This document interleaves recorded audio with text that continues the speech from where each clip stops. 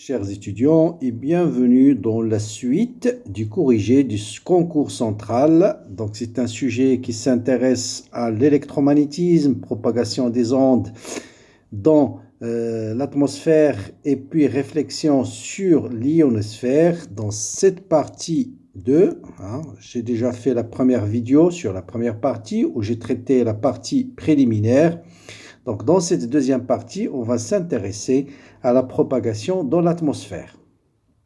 Bien, donc on vous dit que l'onde émise par l'antenne se propage dans l'atmosphère terrestre que l'on modélise par des deux couches. Donc voilà le sol, voilà le vide et voilà l'ionosphère. Donc l'ionosphère commence à partir d'une hauteur h égale à 100 km. Bien, donc on vous dit, on désire, donc on désire étudier le comportement des grandes ondes lors de leur propagation entre l'ionosphère et le sol terrestre, dans ce milieu-là. On suppose que dans cette partie, l'ionosphère a le même comportement qu'un miroir métallique parfait. Donc en fait, c'est comme si vous avez un conducteur parfait. L'onde qui arrive à la surface d'un conducteur, elle est complètement réfléchie. Le coefficient de réflexion est égal à 1, le coefficient de transmission est égal à 0. Donc on suppose que l'ionosphère, voilà l'onde qui arrive, elle va être complètement réfléchie. Bien, on considère une onde plane monochromatique de pulsation oméga qui se propage dans le vide de l'atmosphère. On suppose, comme indiqué sur la figure 2, que l'onde émise par l'antenne peut se mettre sous la forme. Donc voilà l'onde émise. C'est O0 exponentielle J oméga t. C'est une onde plane, tout simplement, qui est polarisée suivant EY et qui se propage suivant une direction K qui fait un angle pi sur 2 moins alpha. Donc vous avez ici alpha, donc qui fait un angle pi sur 2 moins alpha avec l'axe des X. Donnez l'expression du vecteur d'onde K. Donnez l'expression du champ magnétique. Ensuite, on cherche maintenant les caractéristiques de l'onde après réflexion. Donc, on suppose qu'après réflexion, l'onde, c'est une onde plane qui reste toujours polarisée suivant la même direction, avec un vecteur d'onde K', une amplitude prime0. Et quelques questions sur cette onde réfléchie. Pourquoi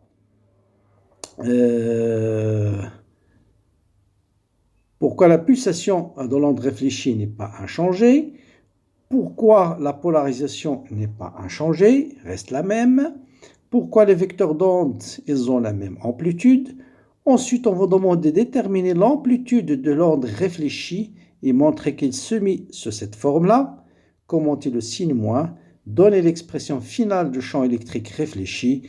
Donnez aussi l'expression du champ magnétique associé, c'est-à-dire de l'onde totale. L'onde incidente plus l'onde réfléchie va donner une onde totale et donner l'expression du champ électrique résultant de la superposition de l'onde incidente et de l'onde réfléchie et commenter cette expression. Donc voilà cette partie que je vais traiter dans cette vidéo-là.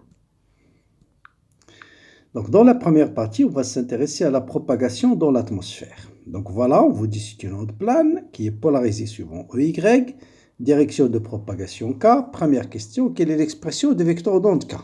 Voilà, il suffit de regarder le schéma. Vous avez un angle alpha ici, vous avez ici pi sur 2 moins alpha.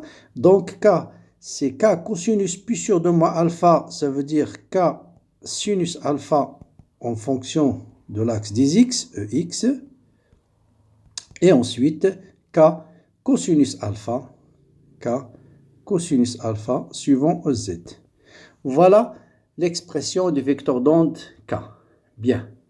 Maintenant, on nous dit de déterminer l'expression de B, l'onde champ magnétique B associée à cette onde-là. Puisque c'est une onde plane, on va écrire tout de suite, comme on l'a montré dans la première partie, que B est égal à K vectoriel E sur oméga. Vous avez l'expression de K, vous avez l'expression de E. Il suffit de faire le produit vectoriel avec bien sûr toujours le module de K, c'est oméga sur C. Donc, je remplace ici le vecteur d'onde K par sa valeur, sinus alpha plus cosinus alpha. Vous voyez bien, sinus alpha plus cosinus alpha avec K en facteur. Vectoriel, le champ électrique E. Donc, ça me donne un champ magnétique B qui est égal à, puisque oméga va se simplifier avec oméga, donc il va rester O0 sur C, O0 sur C, facteur de EX vectoriel EY. Donc c'est, pardon, EX vectoriel EY, c'est EZ, donc sinus alpha suivant EZ. Et EZ vectoriel EY, c'est moins cosinus alpha suivant EX. Et bien sûr, tout ça, c'est exponentielle J oméga T moins K scalaire R. Et toujours, c'est tout. Donc voilà le champ magnétique B. Donc vous voyez bien, B, il a une composante suivant X et une composante suivant EZ. Bien. Voilà, on a déterminé le champ électrique et le champ magnétique de l'onde émise. Maintenant, on va s'intéresser à l'onde réfléchie. Et on vous dit qu'on suppose que l'onde réfléchie s'écrit sous cette forme. C'est une onde plane d'amplitude E'0 qui est exponentielle J oméga prime moins K prime scalaire R qui est toujours polarisée suivant EY. Et là, on vous dit pourquoi la pulsation ne change pas. Bien sûr, on peut le montrer mathématiquement par les relations de passage ou les relations de continuité. Mais là, on vous demande de le justifier physiquement, sans faire la démonstration. Sinon, il suffit d'écrire les relations de continuité du champ électrique que vous allez montrer facilement qu'oméga égale à oméga prime, K égale à K prime. Bien. Pourquoi l'onde ne change pas réfléchie à la même pulsation que l'onde incidente? Eh bien, il suffit de comprendre d'où vient l'onde réfléchie. Eh bien, quand le champ électrique arrive à la surface de l'ionosphère, c'est un vecteur qui est polarisé tangent à la surface, ce champ va créer un mouvement ordonné des charges, autrement dit un courant électrique, à la même pulsation de l'onde variable I de t à la même pulsation que l'onde incidente. Ce courant électrique va créer un champ magnétique qui oscille à la même pulsation oméga. Et d'après les relations de Maxwell-Faraday, la loi de Maxwell-Faraday, ce champ magnétique va créer un champ électrique qui va osciller lui-même à la même fréquence, à la même pulsation oméga. D'où oméga va être égal à oméga prime. Bien. Pour montrer que le module de K est égal au module de K prime, là il suffit de dire que dans le vide, que ce soit le champ incident ou bien réfléchi, ils obéissent à la même équation de Maxwell. Or, vous savez que le Laplacien est égal à moins K carré pour l'onde incidente. Pour l'onde réfléchie, le Laplacien, ce sera moins K prime au carré. Et puis d carré sur dt carré, en notation complexe, c'est moins oméga carré. Et bien sûr ici, delta d carré sur dt carré, ce sera, puisque oméga carré, ce sera moins oméga prime qui est égal à oméga carré. Donc, si vous remplacez dans l'équation 1, vous allez trouver moins K carré par moins plus oméga carré sur C carré fois E incident égale à 0. Et si je remplace dans l'équation 2, je vais avoir moins K prime au carré plus oméga carré sur C carré E réfléchi égale à 0. Et puisque, donc, vous voyez bien que K est égal au module de K est égal au module de K' est égal à oméga sur C. Donc, les deux ondes possèdent la même pulsation, même vecteur d'onde.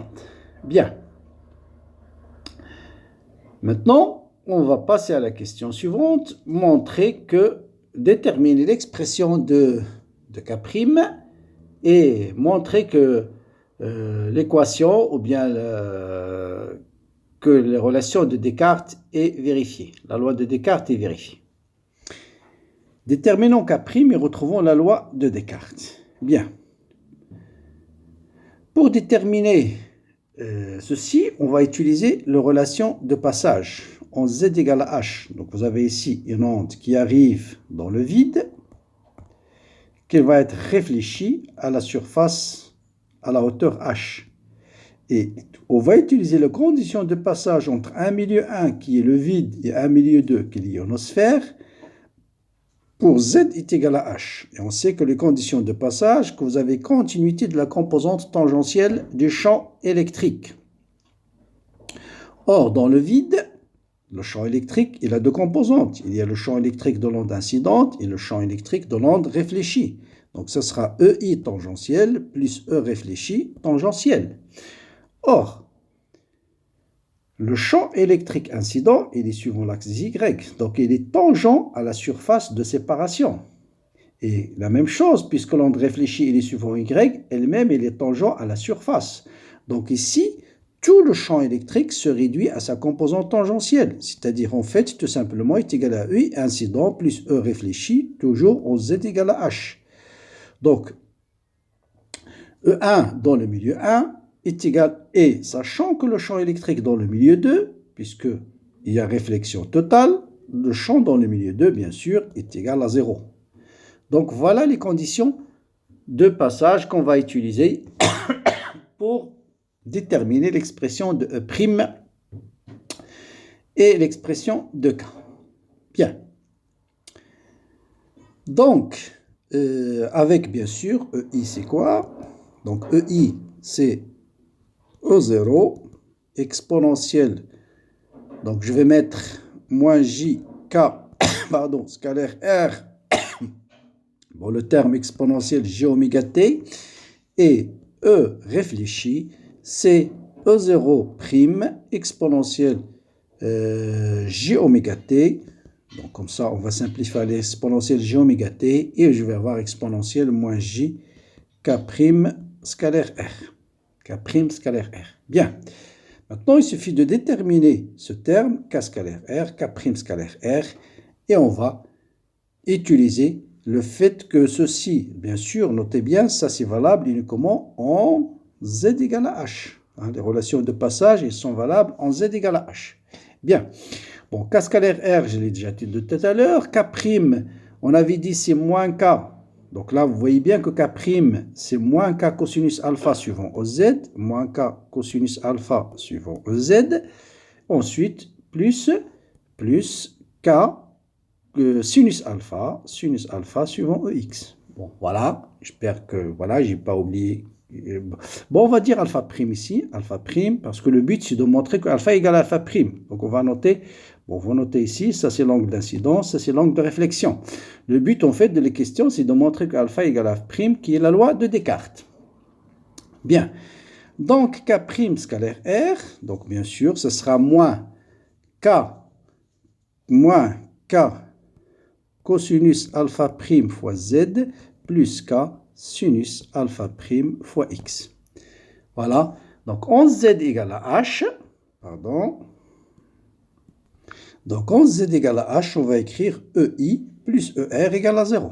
Donc, EI, on a dit, donc c'est O0, je vais mettre exponentielle J oméga T, je les laisse tomber. Donc, ce sera exponentielle moins, donc O0 exponentielle moins J scalaire R, donc voilà K scalaire R, vous multipliez ça par moins J, ça vous donne J facteur de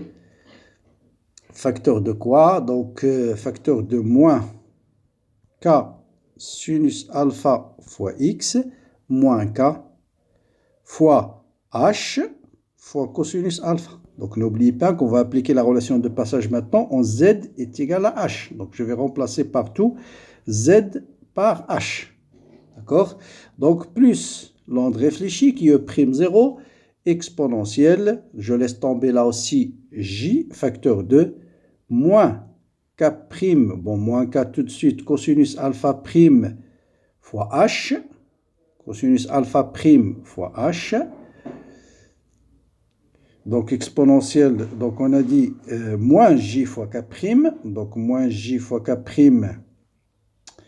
donc moins H cosinus alpha prime, avec ce signe moins c'est plus, donc A, donc voilà, donc c'est GH cosinus alpha prime fois H, moins K fois X, moins K fois X, fois sinus alpha prime, sinus alpha prime. Tout ça égale à 0. Bien, ça c'est valable quel que soit x et quel que soit t.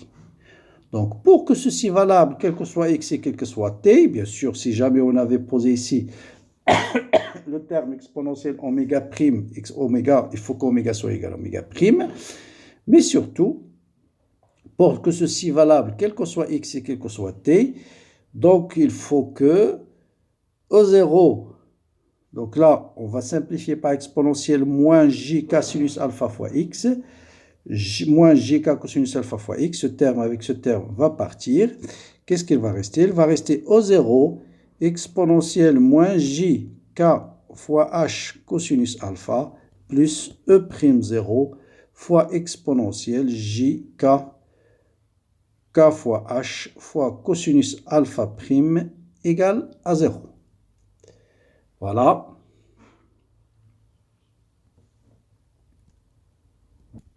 Pardon, ici, il ne faut pas simplifier parce que c'est justement le but. Hein, justement le but. Je dois montrer que alpha égale alpha prime. Donc ceci est valable quel que soit x. Donc ce terme doit être égal à celui-là, c'est-à-dire k sinus alpha égale à k sinus alpha prime. Et puisque k et k prime ont le même module, donc ce qui implique que alpha est égal à alpha prime. Et voilà la loi de Descartes. La loi de Descartes de réflexion dit l'angle d'incidence est égal à l'onde réfléchie. Donc c'est ça la réponse à la question de la loi de Descartes. Et maintenant, cette relation-là va nous permettre de déterminer E' en fait. Va nous permettre de déterminer E'. Bon, il y a un peu de calcul ici, donc un peu de patience, voilà. Donc je reprends maintenant cette formule, elle est là, je l'ai déjà réécrit pour gagner un peu de temps. Bon, vous voyez que E'0, il suffit de ramener ce terme de l'autre côté et je trouve le module de l'onde réfléchie. Donc voilà, donc l'expression de l'onde réfléchie, voilà son module, et bien sûr l'argument c'est exponentielle j oméga t moins k scalaire r. Voilà, vous multipliez ce terme avec ça, vous avez l'onde réfléchie. Donc vous voyez bien que l'onde réfléchie a un signe moins, on vous dit commenter ce signe moins, ça veut dire tout simplement que l'onde réfléchie est en opposition de phase, par rapport à l'onde incidente.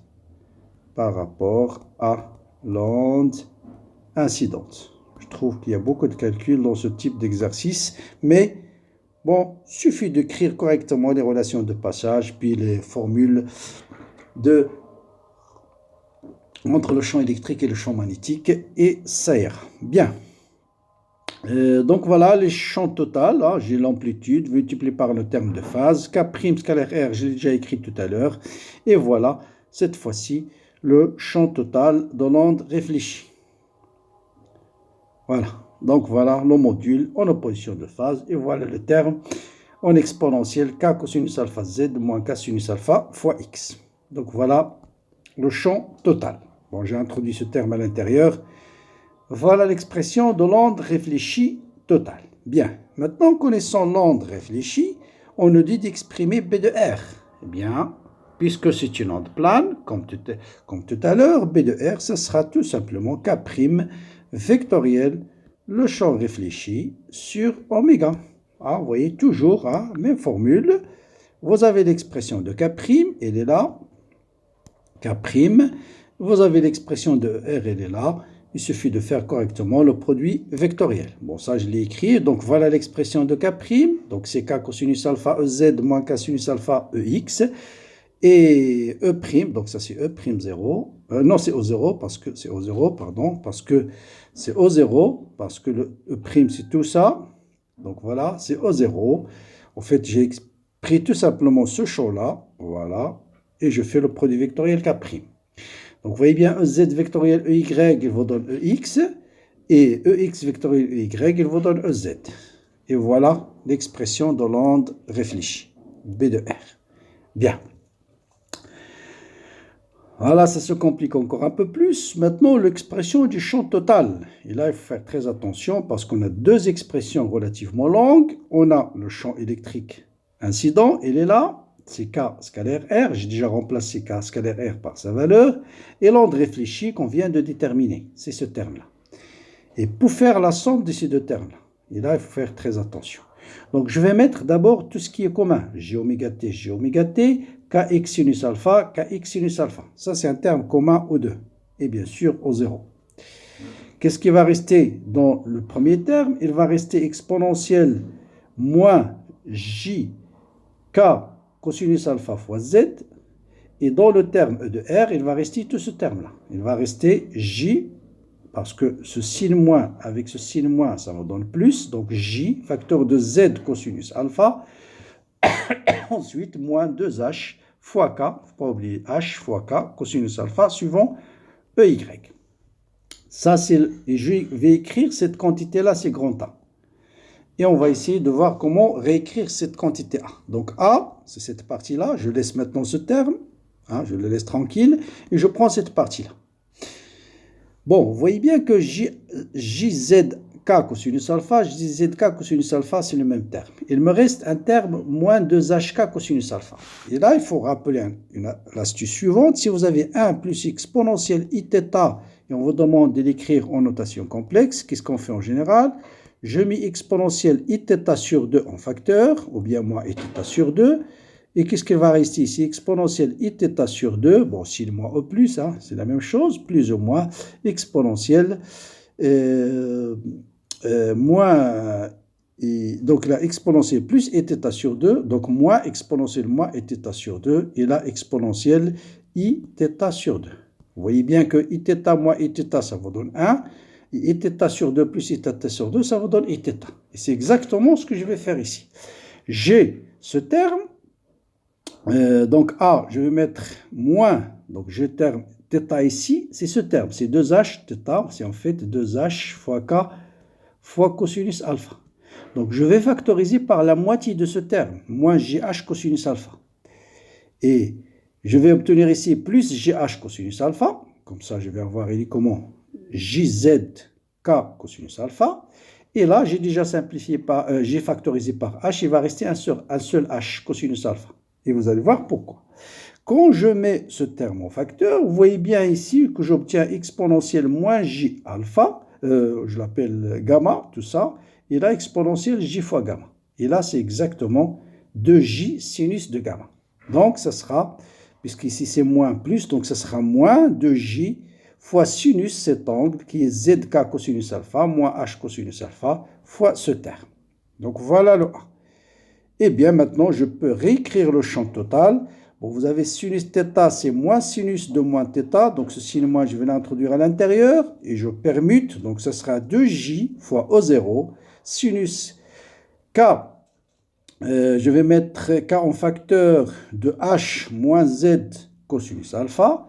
Et qu'est-ce qu'il me reste ici? Exponentielle j oméga t, bien sûr. Donc ce terme, il me reste tout ce terme-là, j oméga t moins kx cosinus alpha.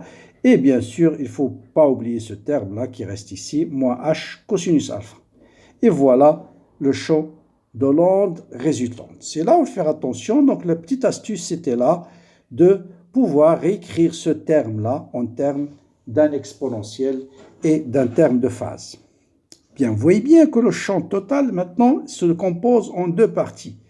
Il y a un terme de propagation où l'espace où le temps et l'espace sont liés par un terme exponentiel. Donc, c'est ce qu'on appelle un terme de propagation.